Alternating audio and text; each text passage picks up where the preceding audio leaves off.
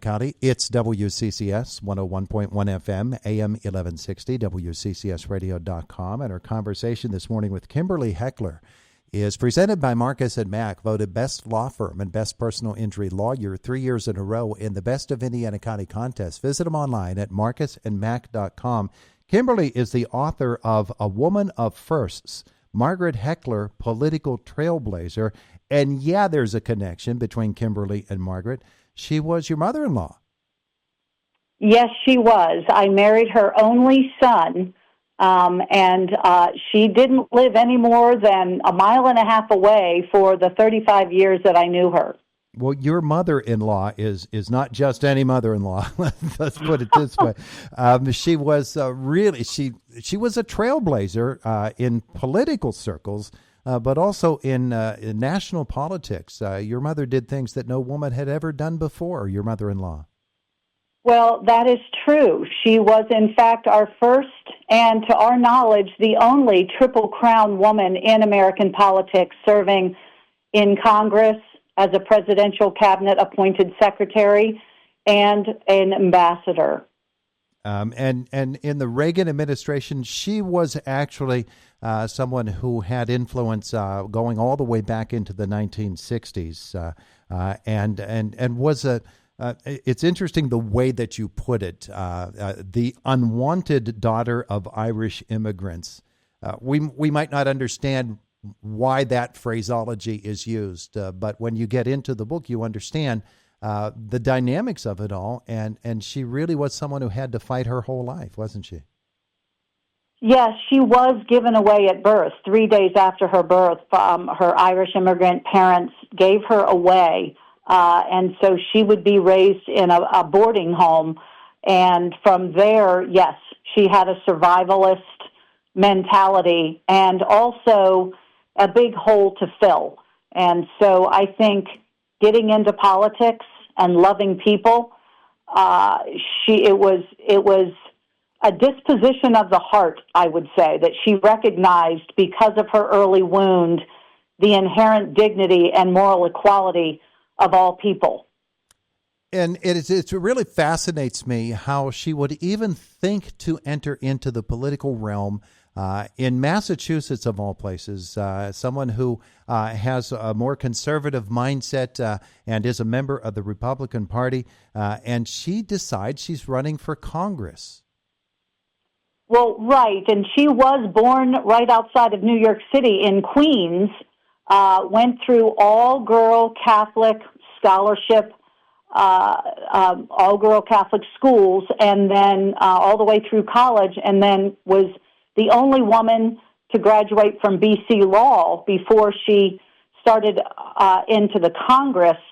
So because she was in college in Massachusetts, she stayed, and no one would hire her because she was a woman. So she came in as a lawyer when only 1% of women were practicing. So all the law firms in Boston said, we'll never hire a woman attorney. You're a woman, you're going to have children. So, yes, she entered into politics in Massachusetts, the 10th District, Wellesley down to Fall River, and Joe Martin was a giant of a man, an institution in the Republican Party, and the Kennedys had the Democratic side. She could have run either way, but her husband said, run as a Republican. And so she did that and became a woman in a man's world and a Republican in a Democratic state. Pretty amazing. And her accomplishments as a member of Congress, we focus upon some particular accomplishments, and they are great achievements. Authoring the Equal Credit Opportunity Act is right there at the very top of it, of the list of things that she did. It's hard for us to understand in today's society the way that it was back then for a woman. But women weren't allowed to have credit back then, and your mother-in-law decided it's time for that to end. It's true, and the book kind of spells out that the culture of the time resembled in the family, I love Lucy, leave it to Beaver, father knows best, women were home. Even those college-educated, they were looking to be at home raising their children, which is a wonderful thing. But Margaret, the survivalist instinct in her took over, and she knew she needed to make it on her own, and so she entered into that world of politics and really was set apart, being a woman, a lawyer, a congresswoman. And when she got there and her husband, his job had gone under, here she was, a lawyer and a congresswoman, and she couldn't even walk into a bank and get a credit card, a bank loan, a home mortgage in her own name. So she joined the Banking and Currency Committee with 37 men in the Congress and authored that law. It's a pretty amazing thing. And I do want to get into her career in the Reagan administration, but I want to remain in Congress for one thing. And I wonder now if she were still with us, what she would be saying about what's happening to Title IX, because she was a co-sponsor of Title IX, such groundbreaking legislation for women. And to see what's happening to it now, I bet your mother-in-law would have a few very choice words to say about it. She absolutely would. The purpose of the law is to protect women, but in addition to that, make sure that they are getting the federal monies that they deserve. And yes, absolutely, she would not be happy with what's happening and hoping that it gets corrected soon. She moves into the Reagan administration, again, breaking ground, Secretary of Health and Human Services. And to me, one of the great strengths of your book, Kimberly, is your description of your mother-in-law taking over at HHS. It was an all-guy society back then, and for a woman to make her way in that, she really had to assert herself. She walked into a situation that wasn't easy for anybody, let alone for a woman.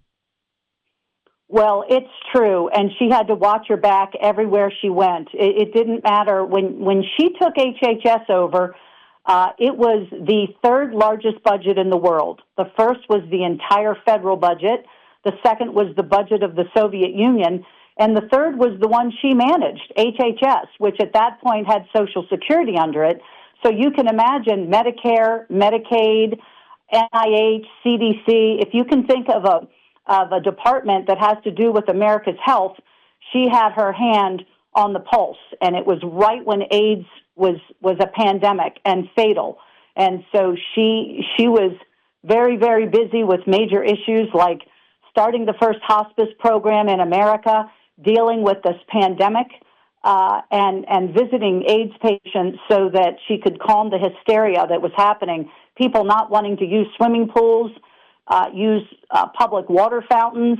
Even nurses left trays outside of AIDS hospital room doors. And she was right there at the forefront of forming American policy in terms of that. And I think it's worth noting that Margaret Heckler was really one of the calming voices that got us to maybe come to our senses a little bit in the AIDS debate, which the AIDS debate to me has a parallel in the way that we dealt with the pandemic just these last 4 or 5 years. And, without the way that she approached things, I don't think we get through the pandemic as well as we did. Well, thank you for saying that. It is true. In fact, they gave her credit in a Washington Post article around 2020, saying that it harkens back to the time of Margaret Heckler and her work putting together a vaccine for AIDS. That never occurred, but the people were assembled and the work was done. And that's why we were able to get to that vaccine for COVID as quickly as we did. So she looked at it and realized that even though the Reagan administration was largely quiet on the issue of the HIV virus, she knew that the blood supply needed to be protected. Blood transfusions, anyone really that was going to the hospital could have been at risk. And with the numbers doubling every month, she went herself and publicly and televised her getting her blood taken and visiting the AIDS patients, touching them, hugging them, showing people that this was not a leprosy, that we could live in this world, and that we were going to get to an end of it. And she and her large team at NIH did just that. Kimberly Heckler is our guest. The book is A Woman of Firsts, Margaret Heckler, Political Trailblazer. You also tell us all about her becoming the first woman ambassador to Ireland, and we're going to tell folks that they really need to sit down and really absorb all of that. But I want to talk about your decision to write the book itself. You were able to interview a number of the biggest names, really, in political circles in the last 50 years. Including former President George Herbert Walker Bush and Ed Meese and Jim Baker, some of the names that we remember from the Reagan administration. For you, she was your mother-in-law, and you knew her in a way that others do not. But why did you decide that it was time for this book? You know, she was in a lot of ways an underdog, and even though in 1983 she was quoted as being one of the most powerful women in America, these names fade. And in part, it was because she was a woman. She is an American success story, having been given away at birth by Irish immigrant parents and coming to be the most powerful American in Ireland, finishing out as ambassador to Ireland to bring companies to that struggling island from America. I felt often that I was in the presence of greatness, having known Margaret, listening to her stories, and knowing that I could never keep them all and be able to repeat them as well as she would tell them. And so that is why she is a piece of American history. Absolutely is. A Woman of Firsts, Margaret Heckler, Political Trailblazer.